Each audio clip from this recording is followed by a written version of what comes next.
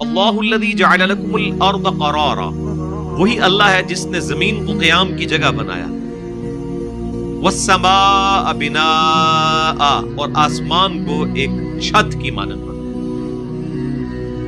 ابھی ایک آسمان تو وہ ہے جو ہمیں بظاہر بلو کلر کا نظر آتا ہے، ایکچوئل تو اس کا رنگ بلیک ہے۔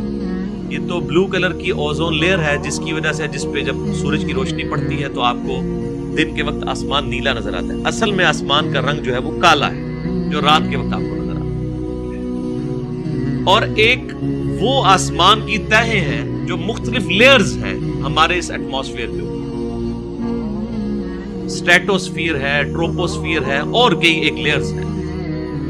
اور پھر یہ پوری کی پوری جو زمین کے گرد تقریباً 80,000 کلومیٹر کا جو ایٹماسفیئر ہے، اس میں سے بھی پہلے 50 کلومیٹر جو ہیں وہ زیادہ ڈینسٹی والے ہیں، اور اس کے اوپر جا کے لائٹر ڈینسٹی آتی ہے۔ پھر اس میں کئی ایک لیئرز ہیں جو سورج سے آنے والی ہارمفل ریز کو واپس کرتے ہیں،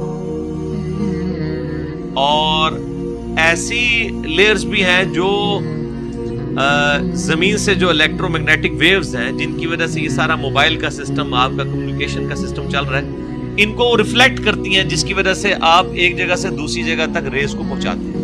اگر وہ ان کو ریفلیکٹ نہ کریں اور گزرنے دیں، جس طرح سورج کی روشنی کے کچھ حصے جو ہیں گزر کے نیچے تک آتے ہیں، اسی طریقے سے اگر یہ ریز گزر جائیں تو وہ دوسری طرف ہی چلی جائیں گی، واپس زمین کے اوپر سگنل نہیں آئے گی۔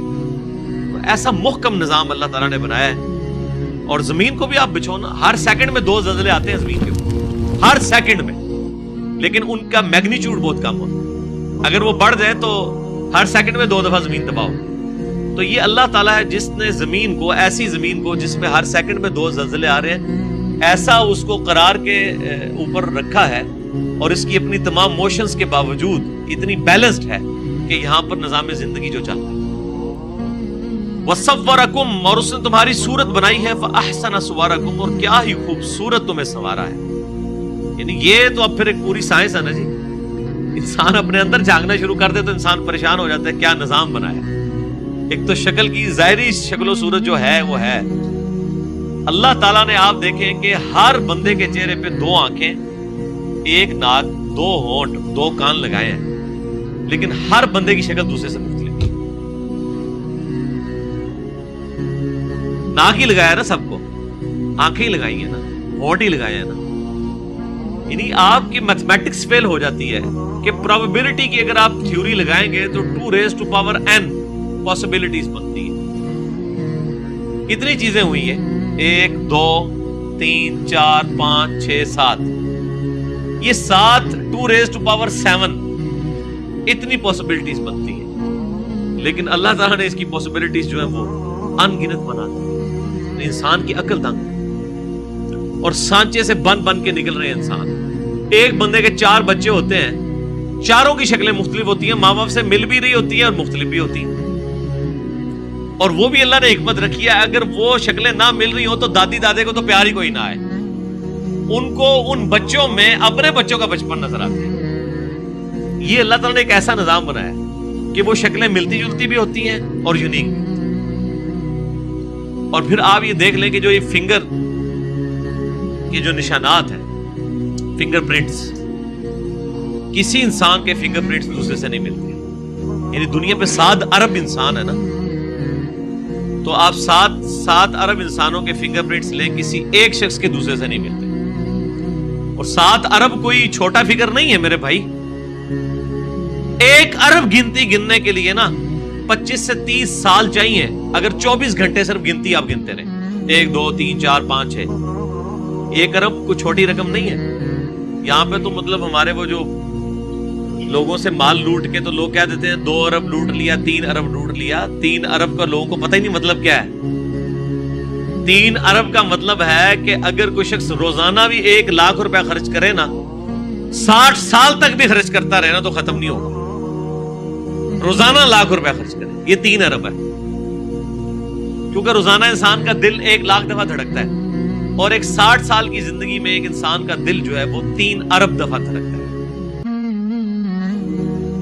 تو یہ ارب کو چھوٹی رقم نہیں ہے، آپ ذرا گننا شروع کریں۔ یہ لاکھ تو انسان کو لگتا ہے تھوڑی سی ہے، لیکن لاکھ کے بعد آپ آگے جانا شروع کریں تو آپ کو اندازہ ہو جائے گا کہ 1 ارب کے اندر جو ہے وہ کتنے بڑی اماؤنٹ چھپی ہوئی ہے. اور تو یہ اللہ تعالیٰ انسان پیدا کر رہا ہے. ابھی تو یہ فنگر پرنٹس کی تو بات ہوگی پرانی, یہ تو 1886 میں یہ ڈسکوری ہوئی تھی کہ کسی شخص کے فنگر پرنٹ دوسرے سے نہیں ملتے ہیں. اب تو میرے بھائی جس لیول کی ڈسکوریز ہو چکی ہیں آپ سوچ بھی نہیں سکتے. یعنی آپ کا جو انسان کا جسم ہے نا, ہر ایک انسان کے جسم کا ایک اپنی تھرمل جو اس کے جسم سے ہیٹ نکل رہی ہے نا, اس کی بھی ایک پکچر بنتی ہے, وہ بھی دوسرے سے نہیں میچ کرتی. پھر ہر شخص کی جو آنکھ ہے یہ دوسرے سے میچ نہیں کرتی. آج کل آپ دیکھ رہے ہیں کہ آپ انٹرنیشنل ایئرپورٹس کے اوپر وہ آنکھوں کی پکچر اتارتے ہیں.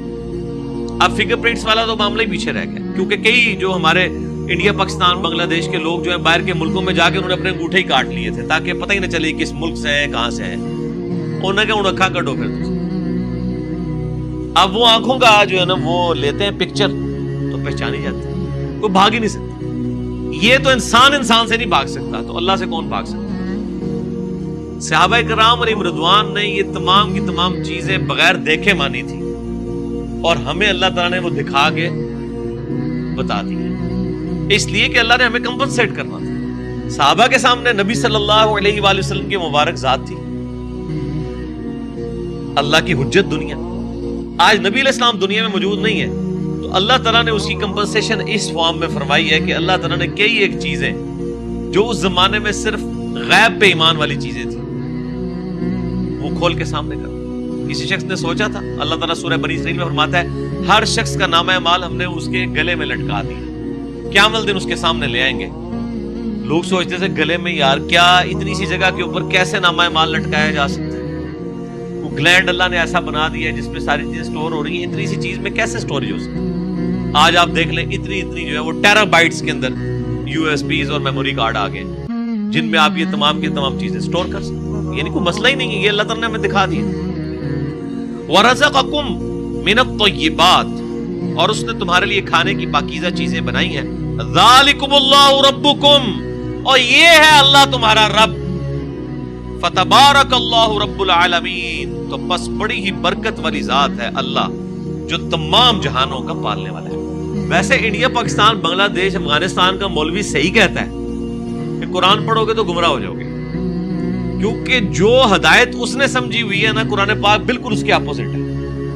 یہ چند ایک آیات پڑھ کے کسی نے کسی بابے کو مدد کے لیے پکارنا ہے, کسی فرشتے کو مدد کے لیے پکارنا ہے, کسی جن کو, کسی بزرگ کو, کسی نبی کو, کسی صحابی کو مدد کے لیے پکارے گا جس کو یہ چیزیں پتہ چلیں گی کہ اللہ تعالیٰ بار بار کہہ رہا ہے تہاڈا رب, اللہ دے بندے ہو, رب دیا ہے کوالٹیز ہوندیاں نے, تسی کیوں رب منے ہیں.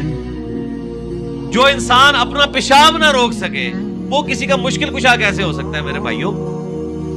دنیا میں کوئی بڑے سے بڑا انسان بھی اپنا پیشاب نہیں روک سکتا, نیور.